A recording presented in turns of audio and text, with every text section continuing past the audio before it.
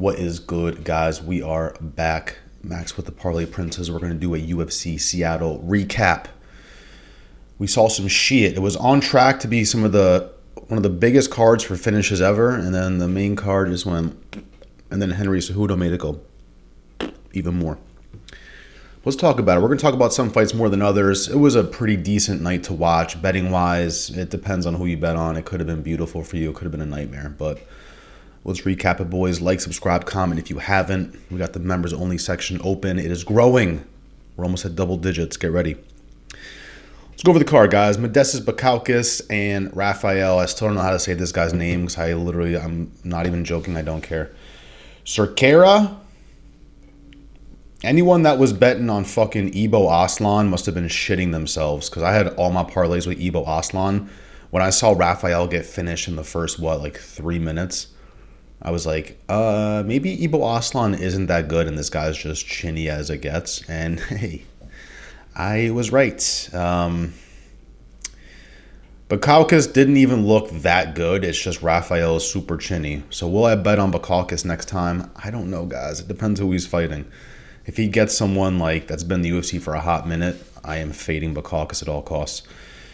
And but a good way to start off the night.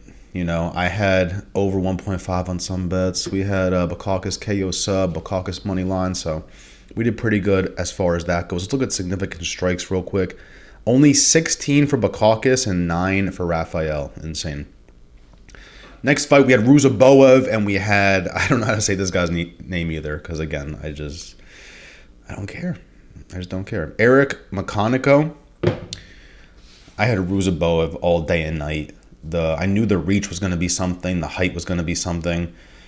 The first round, he was treating it kind of like a sparring session, but I'm not mad at it. He was just trying to get his timing right, and Eric had literally nothing for Ruzaboev. Let's look at the significant strikes.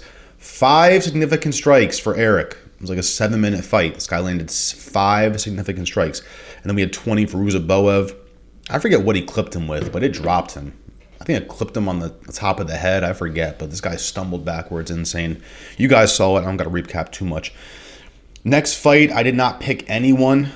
It was Vanderford versus, again, I don't know how to say this guy's name. Varentinnikov. You would think I would know it after making a prediction video, but I don't. And Austin Spaz, guys. Austin Spaz, not much to say here. He got to go home and sleep with Paige as well. Demonic. Shout out to Austin. He won the fight and won in life. Nikolai really had nothing. He was pissed after the fight. I forgot if I mentioned this, but I obviously have a beanie on over my hoodie. It feels weird, boys. It feels weird. I don't go out in public like this, I swear to God. I'm like, let me revamp the look here. This is it. This is all we could think of.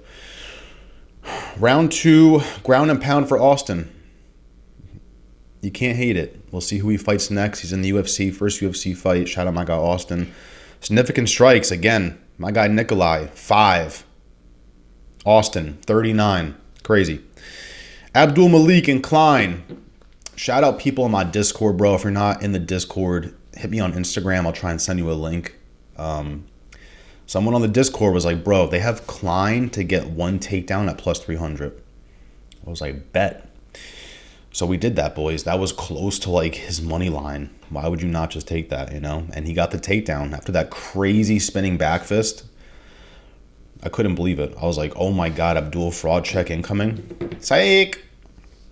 My guy Klein basically, I don't know if he gassed round 2, but he just wasn't as confident. And he got pieced up. Once he got clipped, it was basically over. And it was just 20 significant strikes back to back. Not much you can do there. The strike numbers were actually close. 29 significant strikes for Abdul and 28 for Klein. That's absolutely insanity. Next fight. This was a rough one. We had Andre Fili on way too many parlays. He was technically my underdog lock of the week. Once again, I picked the wrong one. It was either him or Rob Font. Last week, it was Angela Hill or... can't remember his name. The guy who was fighting... can't remember his name either. That's how we do it here, boys. Feely, man. He was looking good. He wasn't looking great, but he was clipping Costa. He was getting clipped as well, but put his head right in that guillotine. He said, please submit me. I think he had a bet going for a round one sub for Costa. He probably put 10 bands on that because he just slipped that thing in like Vitor Petrino. No lube. Rough one for Feely, bro. Feely's banned from parlays for life. It's hard because he's not like Kevin Holland. Like, Kevin Holland, I don't even want to talk to him. Like, there's no... Not that we have interviews going on now, but if we ever did, we're not interviewing Kevin Holland. I'll still interview Andre Feely. So it's like one of those things where I'm not putting my money on you, but we're still homies, Andre Feely. And this is where it got even sketchier, guys. Who would have possibly bet on Cutelaba submission round one? Other than Jesus. Like, bro. And again, as his fight was creeping up, I was making small parlays with Cutelaba. Because I was like, absolutely not. Granted, I was putting a lot of Cutelaba KO, Cutelaba points. Submission was out of my eyesight. I had eyesight like Henry Cejudo betting that fight. Ibo Aslan, my G. Definitely horrendous. And we proved that a vet in the game is going to destroy basically a prospect. How many fights did this guy have? I can't remember. I don't even want to check. Significant strikes were very similar, though. 14 for Cutelaba and 15 for Ibo Aslan. Horrendous. Lost a lot of parlayingtons because of that. And then we started getting good here. Not really, actually. I take that back. I had even more parlays with Julius Walker. Julius Walker, he had some great moments, but more horrible moments. Chin way up in the air, gassing out a round and a half in.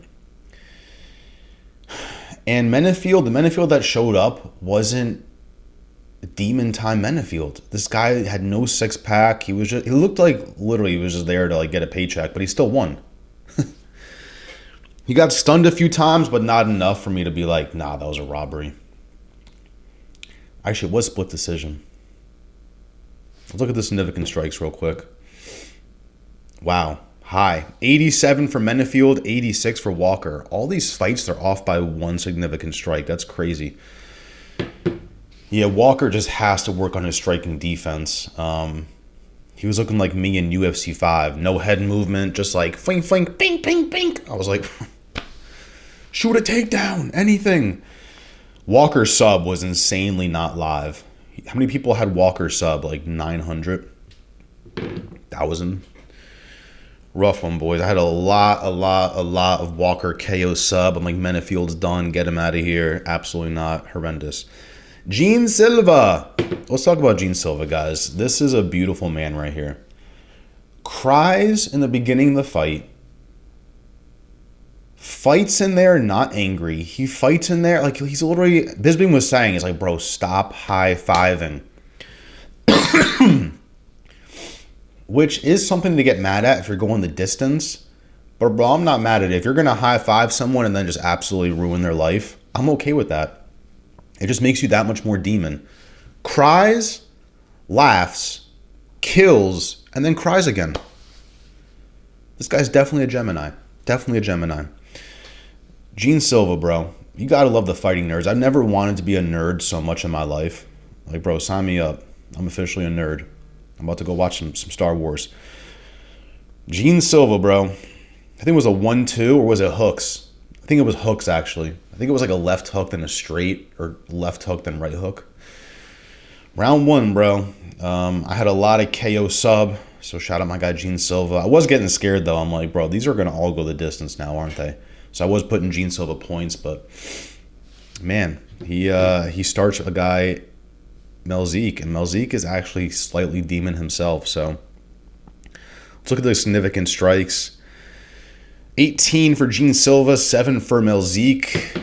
That makes sense, bro. I had under 45 significant strikes for Melzik just for that reason. Gene Silva is very hard to hit. He loves to stay out of range, then enter when he needs to. He's like fucking MVP. He's like out of range. Fink, fink. It's like a goddamn snake. God, Jesus, bro. Gene Silva, John Silva, whatever it is. Fighting nerds are demons, guys. Minus Bruno Brazil, but it's okay. We'll work on it. Rob Font and Gene Matsumoto. Not a robbery. Get that out of here. This should have been my underdog lock of the week. Rob Font. I baited. I'm sorry, boys. But I still bet him. I had literally no tickets with Gene Matsumoto. I started doing some, obviously, when I was getting close to the fight. You got to do some dollars on Gene. Dollar parlays, not just a straight bet. I'm not that crazy. Dollar parlays, Gene Matsumoto, submission, Hernandez submission. You guys start going crazy when you get to the end. But my pick was Rob Font, and Rob Font spaz, bro. He was waiting for that uppercut the whole fight. If that thing connected, oh my God. But crazy 1-2s from Rob Font. Gene Matsumoto, had to get this to the ground standing. That's kind of why I bet on Rob Font. I'm like, we also have to talk about, too, the undefeated streak of some of these fighters in 2025. If they're undefeated, fade them. Crazy. 16-1 now. He was 16-0. This guy, Rob Font, beat Matsumoto, beat Adrian Yanez, another prospect, and then beat another kind of prospect, Kyler Phillips, bro. The prospect killer himself, Rob Font.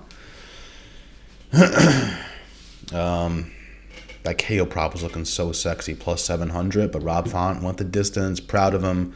Older guy, 12 years age gap. Spaz, bro. He's what, 37, I think, and he was fighting a 25-year-old demon. Next fight, we had Brendan Allen, co-main event, and Anthony Hernandez. To the T, if I could write a script for this fight, this is what would have happened. Literally. Hernandez looks bad round 1. Then round 2 and 3, just straight pressure.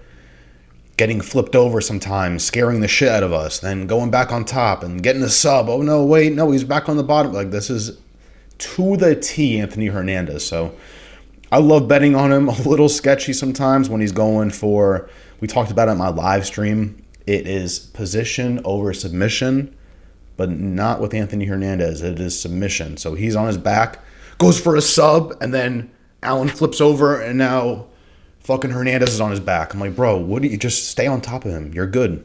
You've won the fight. As soon as we saw Robbie Lawler, and we were going crazy over Allen's blonde hair. We had so many jokes, Jesus.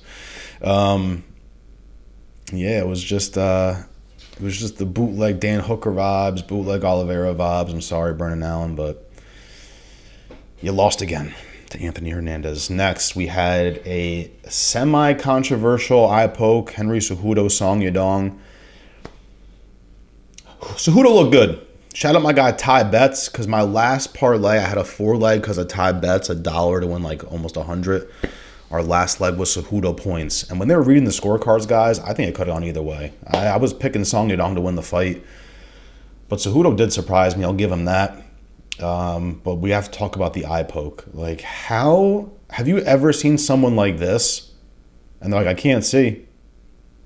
Can't see. I need the dot. Once he sat down for the 5 minutes,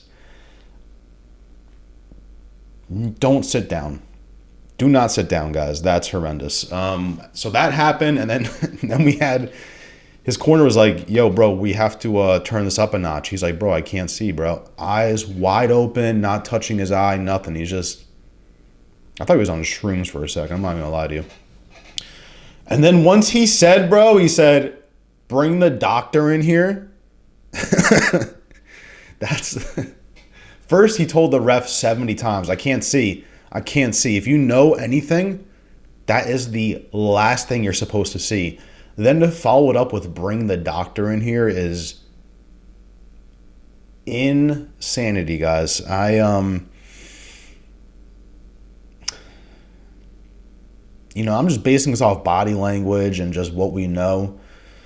Look at Bilal getting eye poked, bro. Look at Bruno Silva. Same thing. He got double jabbed eye poked. Didn't Bruno Silva get hit with a wink, wink? He's on the ground screaming. It's like, bro, if you get poked in the eye like that, am I bugging? Or like, you can't see for 5 minutes and you're like, you know what I'm saying? Like, I've never seen anybody just, I can't see. I've never seen that in my life, but hey, freakier things have happened. Someone got swallowed by a whale recently and survived and got spat back up like the Bible. So, hey, that's possible. Maybe Cejudo couldn't see, but I just thought that was a rough way to go out. Again, I'm not in there. I'm sitting on a chair. I'm high off fucking Mary Jane. So is Cejudo. But, not a way to end the card. Dana White was pretty pissed too. Dana White's like, yeah, we're not seeing that rematch. You guys want to see the rematch? He was asking about, you want to see it? You want to see the rematch? I don't. Dana White was spazzing. But we do have to talk about too. Song Yadong hit him with 2 illegal strikes. He got hit in the fucking dick, and then he got poked in the eye. So it was weird how it ended too as far as the rounds. It's like the ref was playing with our minds. Imagine being there live, because you can't hear commentary. You see them go out for round 4. Fight. Time. Everyone's like, what the fuck is going on? Apparently, if Cejudo couldn't see before the round ended, it would have been a no contest. So I get what the ref's trying to do. Well, I guess it wasn't really him, because Cejudo let the fight go on the 3rd round. He got pieced up for the last minute.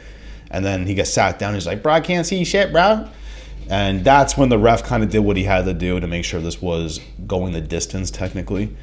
I was pissed. I had $2 to win like 90. I just needed Song Yadong to get 1 takedown. I was hoping they avoided that shit, but absolutely not. Why would they? But it was a good card, guys. It's rough when you're betting on it, because at the end you're like, horrible card because you lost money, but whatever. You know what I'm saying? It is what it is. It was a good fight night though. I wish the main card was a little more finishy. You know, like when you get something like Gene Silva, like how do the last 3 fights do better than Gene Silva? You just can't, bro. Just put Gene Silva co-main from now on. Let's do the right thing here, UFC. That's it, guys. Recap. Comment down below. Did you win some money? Do you think Cejudo could see or not? I think he could see fine. That's just my opinion. I don't know fucking anything. Appreciate you guys for being here. We'll be back. Prediction video tomorrow. Peace.